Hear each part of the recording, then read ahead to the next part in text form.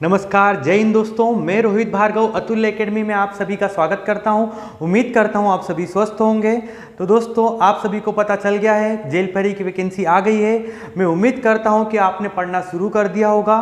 तो दोस्तों, हमारे जेल परी के सिलेबस में है सामान्य ज्ञान। तो सामान्य ज्ञान से संबंधित हम यहाँ पर पढ़ेंगे दोस्तों। तो उसी संबंध में अगला टॉपिक है हमारा आधुनिक इतिहास का होम रूल आंदोलन। अगला टॉपिक कौन सा है हमारा? होम रूल आंदोलन।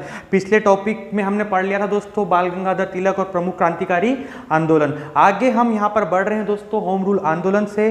दोस्तों, हमें जीएस को पूरा कवर करना है, ठीक है दोस्तों। तो इस संबंध में हम यहाँ पर पढ़ रहे हैं आगे। तो दोस्तों, आधुनिक इतिहास का अगला प्रमुख टॉपिक है यहाँ पर होम रूल आंदोलन। कौन सा? होम रूल आंदोलन। होम रूल आंदोलन में दोस्तों हम पढ़ेंगे कि यह होम रूल शब्द कहाँ का है? आयरलैंड का। तो होम रूल शब्द कहाँ का है? आयरलैंड का। जिसका अर्थ होता है दोस्तों, जिसका अर्थ होता है कि किसी देश का शासन वहाँ के नागरिकों द्वारा चलाया जाए। क्या होता है इसका अर्थ? किसी देश का शासन वहाँ के स्थायी नागरिकों द्वारा चलाया जाता है। तो ठीक है दोस्तों, होम रूल का मतलब होता है कि किसी देश का शासन वहाँ के स्थायी नागरिकों के द्वारा चलाया जाए। इसी को हम क्या बोलते हैं? स्वशासन। स्वशासन यानी क्या दोस्तों? कि किसी देश का शासन वहाँ के स्थायी नागरिकों द्वारा चलाया जाए। इसे ही क्या बोलते हैं हम दोस्तों? स्वशासन। यानी होम रूल का मतलब ही क्या होता है? स्वशासन। क्या होता है दोस्तों? स्वशासन। ठीक है। तो दोस्तों, पहली बात, होम रूल कहाँ का शब्द है? तो होम रूल दोस्तों शब्द है आयरलैंड का। कहाँ का शब्द है? आयरलैंड का, जिसका अर्थ होता है स्वशासन, यानी किसी देश का शासन वहाँ के स्थायी नागरिकों द्वारा चलाया जाता है। ठीक है दोस्तों। क्वेश्चन बन सकता है कि होम रूल कहाँ का शब्द है? ठीक है दोस्तों। तो होम रूल कहाँ का शब्द है? आयरलैंड का। ठीक है। अगली बात यहाँ पर देखते हैं हम, बाल गंगाधर तिलक। क्या दोस्तों? बाल गंगाधर तिलक ने स्वशासन, क्या दोस्तों? स्वशासन की प्राप्ति हेतु मार्च 1916 को पूना में, ठीक है दोस्तों, बाल गंगाधर तिलक ने स्वशासन की प्राप्ति हेतु मार्च 1916 को पूना में होम रूल लीग, क्या दोस्तों? होम रूल लीग की स्थापना की। किसने करी दोस्तों? बाल गंगाधर तिलक ने। तो दोस्तों, बाल गंगाधर तिलक ने स्वशासन की प्राप्ति के लिए ये होम रूल लीग की स्थापना कहाँ पर करी? तो दोस्तों, होम रूल लीग की स्थापना पूना में करी। किसने करी दोस्तों? बाल गंगाधर तिलक ने। किस लिए करी थी? स्वराज की प्राप्ति हेतु। और कब करी थी? 1916 को। कहाँ पर? पूना में। किसकी? होम रूल लीग की स्थापना बाल गंगाधर तिलक के द्वारा। वहीं एनी बेसेंट, किसके द्वारा दोस्तों? एनी बेसेंट ने सितंबर 1916 में मद्रास में, एनी बेसेंट ने सितंबर 1916 में मद्रास में होम रूल लीग की स्थापना करी। एक होम रूल लीग की स्थापना किसने करी है? बाल गंगाधर तिलक ने। और एक होम रूल लीग की स्थापना करी है एनी बेसेंट ने। बाल गंगाधर तिलक ने कहाँ करी? पूना में 1916 में। वहीं एनी बेसेंट ने करी है दोस्तों मद्रास में। कहाँ पर करी है? मद्रास में। मद्रास में करी है कब? सितंबर 1916 में। ठीक है। तो दोस्तों, यहाँ पर हमने क्या क्या देखा अभी कि होम रूल कहाँ का शब्द है? आयरलैंड, जिसका अर्थ होता है स्वशासन। क्या होता है? स्वशासन। एक होम रूल लीग की स्थापना करी यहाँ पर बाल गंगाधर तिलक ने, वो भी कहाँ पर करी है? पूना में। वहीं एनी बेसेंट के द्वारा स्थापित होम रूल लीग की स्थापना मद्रास में की गई। ठीक है दोस्तों, दोनों अलग अलग समझ में आया आप सभी को। अब हम आगे देखने जा रहे हैं इंपॉर्टेंट टॉपिक है दोस्तों हमारे लिए, जीएस से संबंधित है गांधी युग। ठीक है दोस्तों, गांधी जी को आप सभी जानते होंगे। अब इनके बारे में हम थोड़ा विस्तार से देखते हैं हमारी एग्जाम के लिए। ठीक है। तो उम्मीद करता हूं इधर वाला पार्ट आप सभी को समझ में आया होगा। अब हम आगे बढ़ रहे हैं गांधी युग में। तो सबसे पहले दोस्तों, यहां पर क्वेश्चन बनता है गांधी जी का पूरा नाम। क्या बनता है? गांधी जी का पूरा नाम है दोस्तों मोहनदास करमचंद गांधी। क्या नाम है? मोहनदास करमचंद गांधी। इनका जन्म होता है 2 अक्टूबर 1869 को। कब? 2 अक्टूबर 1869 को गुजरात के पोरबंदर में। तो गांधी जी का जन्म कहाँ होता है? 2 अक्टूबर 1869 को गुजरात के पोरबंदर में। इनका विवाह होता है दोस्तों कस्तूरबा से। किससे होता है? कस्तूरबा से।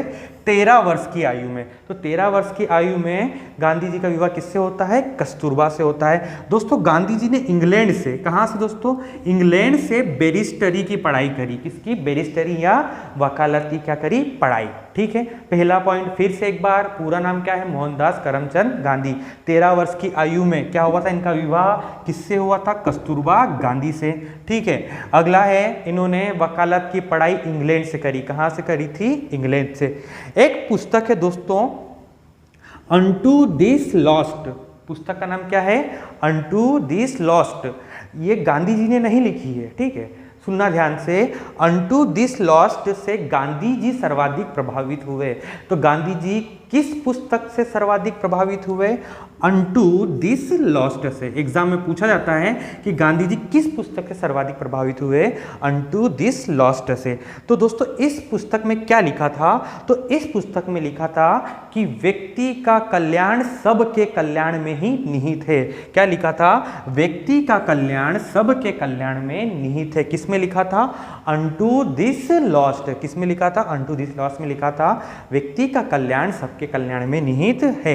1893, ध्यान सुनना यहाँ पर, 1893 में गुजराती व्यापारी, 1893 में गुजराती व्यापारी दादा अब्दुल्ला एंड कंपनी, किसका? दादा अब्दुल्ला एंड कंपनी का मुकदमा लड़ने के लिए गांधी जी डरबन, कहां पर? डरबन कहां है दोस्तों? दक्षिण अफ्रीका गए। तो गांधी जी दक्षिण अफ्रीका में कहां गए थे? डरबन। क्यों गए थे? गुजराती व्यापारी है, उसकी कंपनी है अब्दुल्ला एंड कंपनी। तो अब्दुल्ला एंड कंपनी का केस लड़ने के लिए गांधी जी कहाँ जाते हैं? डरबन। डरबन कहाँ? दक्षिण अफ्रीका। यहीं दोस्तों गांधी जी डरबन से प्रिटोरिया, क्या दोस्तों? डरबन से प्रिटोरिया में जब रेल में प्रथम श्रेणी में यात्रा करते हैं, तब दोस्तों इन्हें भारतीय होने के नाते धक्का देकर क्या कर दिया जाता है? घिरा दिया जाता है। ये घटना सुनी होगी दोस्तों आपने कि गांधी जी कहाँ से जाते हैं? डरबन से प्रिटोरिया जाते हैं रेलवे में फर्स्ट क्लास में प्रथम श्रेणी में, तब इन्हें धक्का देकर घिरा दिया जाता है भारतीय होने के नाते। एक बार फिर से, इनका पूरा नाम मोहनदास करमचंद गांधी, जन्म हुआ 2 अक्टूबर 1869 गुजरात पोरबंदर में। दोस्तों इन्होंने इंग्लैंड से बैरिस्टर या वकालत की क्या करी थी? पढ़ाई। 13 वर्ष की आयु में कस्तूरबा से क्या हुआ था? इनका विवाह। एक पुस्तक है अनटू दिस लॉस्ट से सर्वाधिक प्रभावित हुए। इस पुस्तक में लिखा था व्यक्ति का कल्याण सबके कल्याण में ही निहित है। ये दोस्तों कहाँ जाते हैं? दक्षिण अफ्रीका के डरबन में। कहाँ जाते हैं? दक्षिण अफ्रीका के डरबन में। क्यों जाते हैं दोस्तों? तो गुजराती व्यापारी है जिसकी कंपनी है अब्दुल्ला एंड कंपनी का केस लड़ने के लिए या मुकदमा लड़ने के लिए डरबन जाते हैं। तभी डरबन से प्रिटोरिया में, ये डरबन से प्रिटोरिया रेलवे में फर्स्ट क्लास में यात्रा करते हैं, तब भारतीय होने के नाते इन्हें धक्का देकर घिरा दिया जाता है। तो यहाँ तक दोस्तों हमने देखा। चलिए तो दोस्तों आगे देखते हैं हम यहाँ पर 1894। कब दोस्तों? 1894 में दक्षिण अफ्रीका में नटाल इंडियन कांग्रेस। क्या दोस्तों? 1894 में दक्षिण अफ्रीका में नटाल इंडियन कांग्रेस। तो गांधी जी ने 1894 में दक्षिण अफ्रीका में नटाल इंडियन कांग्रेस की स्थापना करी। किसकी स्थापना करी? नटाल इंडियन कांग्रेस की। कहाँ पर? दक्षिण अफ्रीका में। क्यों करी? ताकि सभी समुदाय क्या हो सके? एकत्रित हो सके। इसीलिए गांधी जी ने दक्षिण अफ्रीका में नटाल इंडियन कांग्रेस की स्थापना करी। क्वेश्चन कई बार आता है कि नटाल इंडियन कांग्रेस की स्थापना किसके द्वारा की गई? तो महात्मा गांधी के द्वारा। और कब? 1894 में। और कहां पर? दक्षिण अफ्रीका में। और क्यों? सभी समुदाय को एकत्रित करने के लिए। आगे है यहां पर 1904 में। कब दोस्तों? 1904 में गांधी जी ने डरबन में, कहां पर? डरबन में फिनिक्स आश्रम। कौन सा? फिनिक्स आश्रम। ध्यान से सुनना यहां पर, 1904 में डरबन में फिनिक्स आश्रम तथा इंडियन ओपिनियन नामक अखबार निकाला। कई बार क्वेश्चन बना है एग्जाम में दोस्तों, किसी भी एग्जाम में देख लीजिए आप कि फिनिक्स आश्रम की स्थापना किसने करी? तो फिनिक्स आश्रम की स्थापना करते हैं गांधी जी। और कहां पर? डरबन में। कहां पर दोस्तों? डरबन में 1904 में। और इंडियन ओपिनियन नामक अखबार भी किसके द्वारा निकाला गया है? गांधी जी द्वारा। प्रमुख फैक्ट है ये दोस्तों यहाँ पर। अगला है गांधी जी 21 वर्षों के बाद दक्षिण अफ्रीका से कहां लौटते हैं? भारत। ठीक है, कितने वर्षों के बाद? 21 वर्षों के बाद दक्षिण अफ्रीका के प्रवास के उपरांत 9 जनवरी 1915 को, कब दोस्तों? 9 जनवरी 1915 को गांधी जी कहां आते हैं? भारत। तो 21 वर्षों तक कहां रहते हैं? दक्षिण अफ्रीका। उसके बाद वो कहां पर आते हैं? भारत, 9 जनवरी 1915। ध्यान से सुनना, कब आते हैं? 9 जनवरी 1915। और इसी दिन भारत में प्रवासी भारतीय दिवस मनाया जाता है। तो भारत में प्रवासी भारतीय दिवस की तारीख भी क्या है? 9 जनवरी। और गांधी जी कब आए थे? 9 जनवरी 1915 को। कहां से आए थे? दक्षिण अफ्रीका से। कितने सालों के बाद? 21 सालों के बाद। और 9 जनवरी को ही प्रवासी भारतीय दिवस भी मनाया जाता है। दोस्तों, गांधी जी ने गोपाल कृष्ण गोखले, किन्हें दोस्तों? गोपाल कृष्ण गोखले को क्या माना था? राजनीतिक गुरु।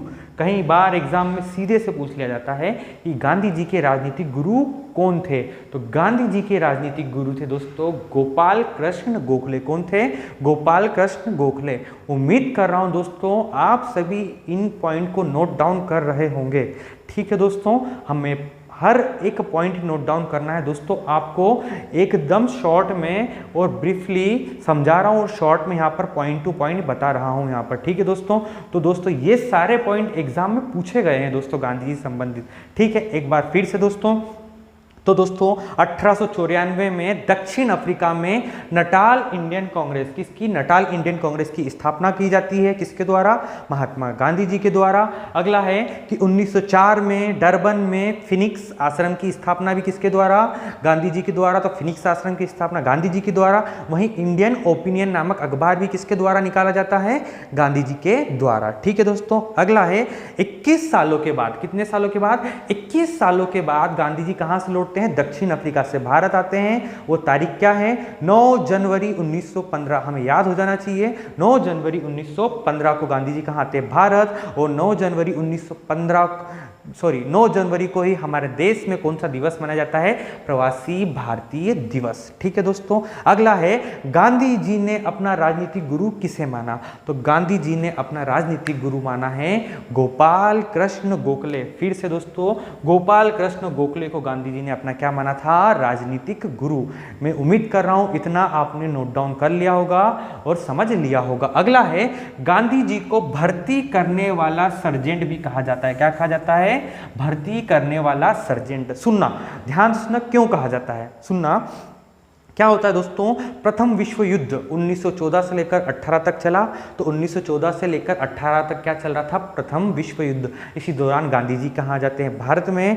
और गांधी जी भारतीयों से कहते हैं कि आप भारतीय सेना में क्या हो जाओ? शामिल। ठीक है, अगर हम ब्रिटिश सरकार का सहयोग करेंगे तो वो हमें खुद ही स्वराज दे देंगे। क्या दे देंगे? हमें खुद ही क्या दे देंगे? स्वराज। इसीलिए उन्होंने भारतीयों से कहा कि हम सेना में शामिल होंगे और ब्रिटिश सरकार का समर्थन करेंगे। इससे ब्रिटिश सरकार प्रसन्न होकर हमें स्वराज दे देगी। ठीक है, ये बात कब की है? प्रथम विश्व युद्ध की। कब की है?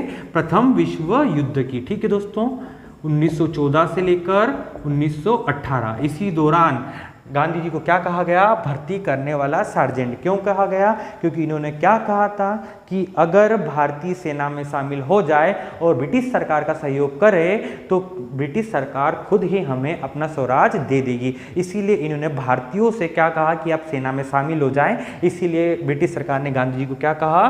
भर्ती करने वाला सार्जेंट। और इसी दौरान ब्रिटिश सरकार द्वारा इन्हें एक उपाधि दी गई थी, केसर ए हिंद। कई बार एग्जाम, कई सारी एग्जामों में, जेल भरी में दोस्तों, आपकी कांस्टेबल में, एसआई में, पटवारी में, सब में कितनी ही बार क्वेश्चन पूछा गया है कि केसर हिंद की उपाधि किसकी थी? तो गांधी जी की। ठीक है दोस्तों, ऑप्शन में रविन्द्रनाथ टैगोर भी रहता है और कई सारे नाम रहते हैं, सुभाष चंद्र बोस वगैरह, लेकिन हमको उत्तर में क्या देना है? महात्मा गांधी। तो केसर हिंद की उपाधि किसकी थी? महात्मा गांधी की। ठीक है दोस्तों, तो केसर हिंद की उपाधि महात्मा गांधी की, भर्ती करने वाला सार्जेंट भी महात्मा गांधी। अगला सुनना, 1916 में, कब? 1916 में साबरमती के किनारे सत्याग्रह आश्रम की स्थापना किसने करी? गांधी जी ने। तो साबरमती नदी के किनारे कौन सा आश्रम है? सत्याग्रह। कौन सा आश्रम है? सत्याग्रह। किसने करी? गांधी जी ने 1916 में।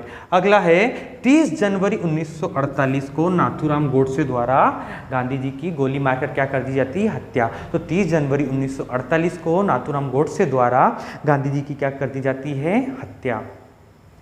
तो दोस्तों जब गांधी जी की हत्या होती है तब पंडित जवाहरलाल नेहरू का एक कथन होता है कि हमारे जीवन से प्रकाश चल गया है, अब हमारे चारों ओर अंधकार ही अंधकार है। तो ये बात किसने करी? जवाहरलाल नेहरू ने। ठीक है, एक बार फिर देखते हैं 30 जनवरी 1948 को इनका निधन होता है। साबरमती के किनारे सत्याग्रह आश्रम की स्थापना गांधी जी द्वारा होती है 1916 में। केसर हिंद की उपाधि किसकी है? गांधी जी की। और भर्ती करने वाला सर्जेंट भी इन्हें ही कहा जाता है। क्यों कहा जाता है? क्योंकि इन्होंने भारतीयों को सेना में शामिल होने के लिए कहा, इसी कारण इन्हें भर्ती करने वाला सर्जेंट भी कहा जाता है। ठीक है दोस्तों, इतना आपने नोट डाउन कर लिया होगा। चलिए आगे देखते हैं हम यहाँ पर चंपारण सत्याग्रह। कौन सा? चंपारण सत्याग्रह। ठीक है, ध्यान सुनना, बात कर रहा हूं मैं सत्याग्रह शब्द की। तो सबसे पहला आंदोलन है चंपारण सत्याग्रह।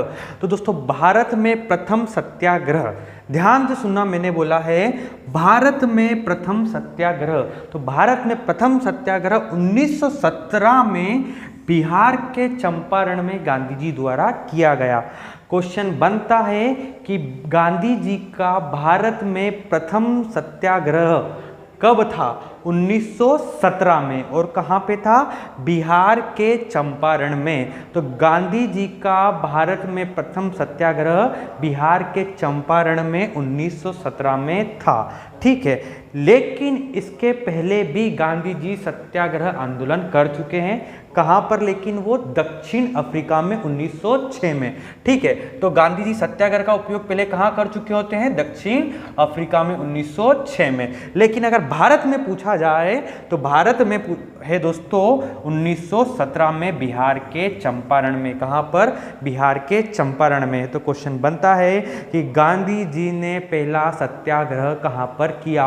बिहार के चंपारण में। और कब किया? 1917 में। ठीक है दोस्तों, भारत में पूछा जाए तो बिहार के चंपारण में 1917, लेकिन जब पहला सत्याग्रह पूछा जाए तो दक्षिण अफ्रीका। ठीक है दोस्तों, अब ये चंपारण सत्याग्रह क्यों किया था? तो एक पद्धति दोस्तों 3 कठिया पद्धति के विरुद्ध। तो गांधी जी ने भारत में 3 कठिया पद्धति के विरुद्ध क्या किया था? सत्याग्रह। कौन सी पद्धति? 3 कठिया पद्धति। ये 3 कठिया पद्धति क्या है? तो इस पद्धति में बोला जाता था कि आपको 20 कट्ठा में से 3 कट्ठा पर नील की खेती करना पड़ेगी। ठीक है, क्या करना पड़ता था इसमें? 20 कट्ठा में से 3 कट्ठा पर नील की खेती करना पड़ेगी। तो भारतीयों द्वारा इसका क्या किया गया? विरोध, कि हमें नील की खेती नहीं करनी है। ठीक है, इसीलिए दोस्तों राजकुमार शुक्ल, कौन दोस्तों? राजकुमार शुक्ल के आमंत्रण पर गांधी जी कहां पर आते हैं? चंपारण। तो चंपारण कब आते हैं गांधी जी? राजकुमार शुक्ल के आमंत्रण पर। तो चंपारण आने का आमंत्रण किसने दिया? राजकुमार शुक्ल ने। क्यों? क्योंकि नील की खेती के विरुद्ध। ठीक है दोस्तों, और वो नील की खेती से संबंधित कौन सी पद्धति है? 3 कठिया पद्धति। कौन सी है? 3 कठिया पद्धति। ठीक है, और चंपारण आने का आमंत्रण किसने दिया? राजकुमार शुक्ल ने। ठीक है दोस्तों, आगे देखेंगे हम यहाँ पर। तो दोस्तों गांधी जी चंपारण आते हैं और सत्याग्रह करते हैं, और ये मांगे मान ली जाती है कि अब हम आपको नील की खेती करने के लिए प्रोत्साहित नहीं करेंगे। और गांधी जी का ये आंदोलन क्या हो जाता है? सफल। तो गांधी जी द्वारा प्रथम सत्याग्रह किया जाता है चंपारण में, और वो 3 कठिया पद्धति के विरुद्ध आंदोलन करते हैं, और वो क्या हो जाते हैं? सफल। तो गांधी जी किस पद्धति के विरुद्ध आंदोलन करते हैं? 3 कठिया पद्धति के विरुद्ध, और इसमें गांधी जी क्या हो जाते हैं? सफल, कि अब किसानों को नील की खेती करने के लिए बाध्य नहीं किया जाएगा। ठीक है दोस्तों, तो गांधी जी द्वारा बिहार के चंपारण में भारत का प्रथम सत्याग्रह किया जाता है। कौन आमंत्रित करता है? राजकुमार शुक्ल। ठीक है दोस्तों, अगला है यहाँ पर रविंद्रनाथ टैगोर ने गांधी जी को किसकी उपाधि दी थी? महात्मा की क्या दी थी? उपाधि। किसने दी थी दोस्तों? रविंद्रनाथ टैगोर ने क्या किसकी उपाधि दी थी? महात्मा की। कब दी थी? चंपारण सत्याग्रह के दौरान रविंद्रनाथ टैगोर ने गांधी जी को महात्मा की उपाधि दी। कई बार क्वेश्चन आता है कि महात्मा की उपाधि किसके द्वारा दी गई? तो गांधी जी को महात्मा की उपाधि रविंद्रनाथ टैगोर के द्वारा दी गई। एक बार फिर देखते हैं हम यहाँ पर चंपारण सत्याग्रह कब हुआ? 1917 में। ठीक है, तो ये भारत का पहला सत्याग्रह था, लेकिन इसके पहले भी गांधी जी दक्षिण अफ्रीका में सत्याग्रह कर चुके थे। ये सत्याग्रह किसके विरुद्ध था? तो ये सत्याग्रह था 3 कठिया पद्धति के विरुद्ध। ठीक है दोस्तों, 3 कठिया पद्धति में 20 कट्टा में से 30 कट्टा में क्या करना पड़ती थी? नील की खेती करना पड़ती थी। इसके विरुद्ध आंदोलन चलाया गया और गांधी जी को किसने आमंत्रित किया? राजकुमार शुक्ल ने आमंत्रित किया और गांधी जी इस पद्धति का विरोध करते हैं और ये आंदोलन क्या हो जाता है? सफल। इसी दौरान रविंद्रनाथ टैगोर गांधी जी को महात्मा की क्या देते हैं? उपाधि। ठीक है दोस्तों, इसके पहले कहा कौन सी उपाधि देखी थी हमने गांधी जी की? केसरे हिंद की। ठीक है दोस्तों, अगला देखेंगे हम यहाँ पर अहमदाबाद आंदोलन 1918। ठीक है, ध्यान से सुनना।